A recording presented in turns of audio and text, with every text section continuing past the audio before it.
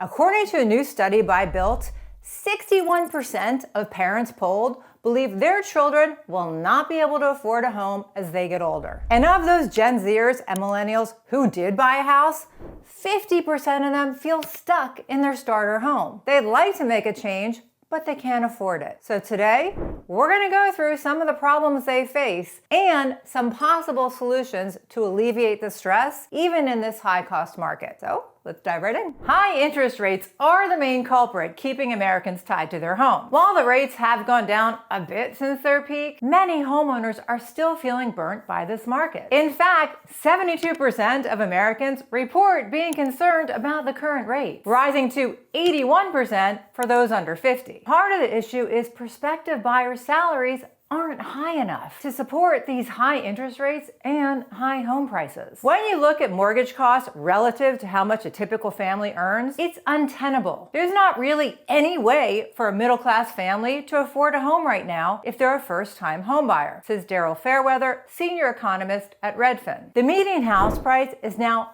5.8 times more than the median annual income of $80,000. In 1990, homes cost just 2 times as much as the median income. In a recent CNBC article by Mike Winters and Gabriel Cortez, they cite home buyers Kelsey Lesko and Tim Cahill, who made 15 offers on different properties in New Jersey, losing every time. "We were just getting blown out of the water," says Lesko, 28, who works in marketing. They had stretched their original budget of $300,000 to $380,000 and had been offering tens of thousands over list price to compete with the other bids. Their last offer was a beautiful 2-bedroom house with lots of space and a beautiful backyard, which they sensed was gonna be the one, says Cahill, 30, a police officer. They offered $380,000 on the $315,000 house and shook the hand of the seller, who said it was between them and one other offer. When their offer was rejected, it was like a slap in the face,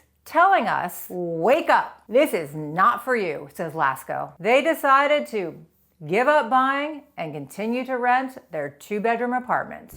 Lesko and Cahill are 2 of many frustrated would-be buyers in their late 20s to early 40s who, despite doing everything right, find themselves priced out of home ownership. Americans now need to earn around $111,000 to afford a medium-priced home with a 20% down payment, a 50% increase over the past 4 years, according to Bankrate. To keep up with those prices, 36% of millennials and younger home buyers rely on family to help them cover the down payments, up from 18% in 2019, according to Redfin. You would think that people would just give up on home ownership, but 78% of millennials say that they think that owning a home is still part of the American dream, according to a recent survey by Bankrate. So what can millennials, or anyone quite frankly, do to move closer to home ownership, even in these challenging times with the current housing market? Let's go through some of the options. Number 1, explore down payment assistance and first-time buyer options. Take advantage of every financial aid option available. Down payment assistance and first-time buyer programs are out there, and many of them don't require you to jump through too many hoops. Programs like FHA or USDA loans can be solid options if a 20% down payment is not available to you. It's worth checking out what your state offers, because sometimes these grants and low-interest loans can really bridge the gap to make homeownership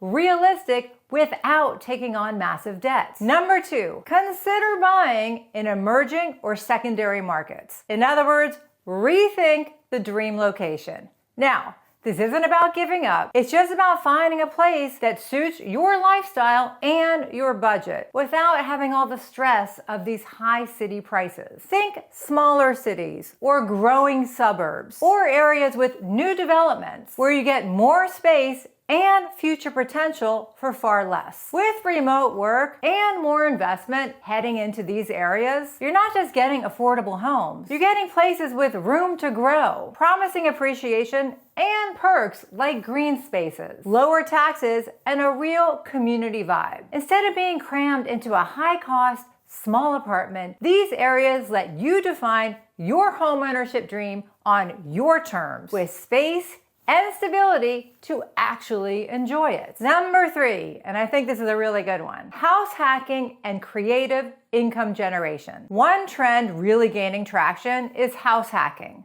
It's essentially when you rent out part of your house. It can be a room or a basement or a separate unit in a duplex, but it really helps you offset the mortgage while still living there. This setup not only cuts costs, but lets you live somewhere that you own without feeling like you're drowning in debt. Plus, it's a really clever way to build equity faster. Number 4, consider adjustable rate mortgages or ARMs. Though fixed rate mortgages are generally preferred, adjustable rate mortgages can offer lower initial rates. For those who plan to stay only a few years, or if you really anticipate refinancing in the future, ARMs can be a short-term solution to make monthly payments more manageable. Now, there is some risk involved, and there is never any certainty you're going to be able to refinance in the future to a lower rate. So you got to keep that in mind. But in the right situation, it is a tool that can help. Number 5, strengthen your financial resilience. I know it sounds obvious,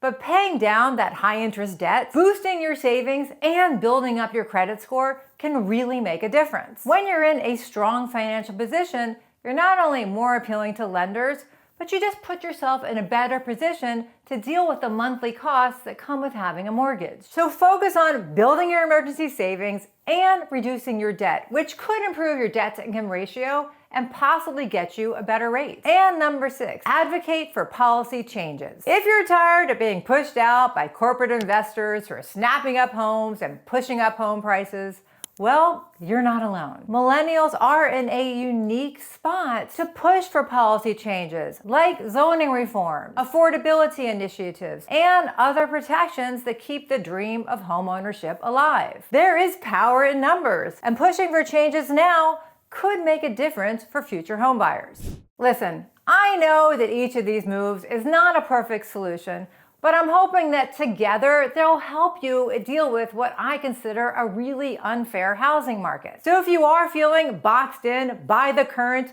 very challenging housing market, just know you're not alone and there are ways to push back. Whether it's rethinking your dream location, tapping into those assistance programs, or getting creative with house hacking, it is possible to redefine homeownership on your terms. So just keep challenging the status quo. And remember, the dream might look different now, but it's not out of reach. And once you are ready to buy, make sure you have a good, experienced real estate agent working for you. I can't tell you how important it is to have somebody good that is vetted and experienced in your corner. If you want us to help you find an agent in your area that is vetted and experienced, just let us know. There's a link in the description of this video. It's a short form.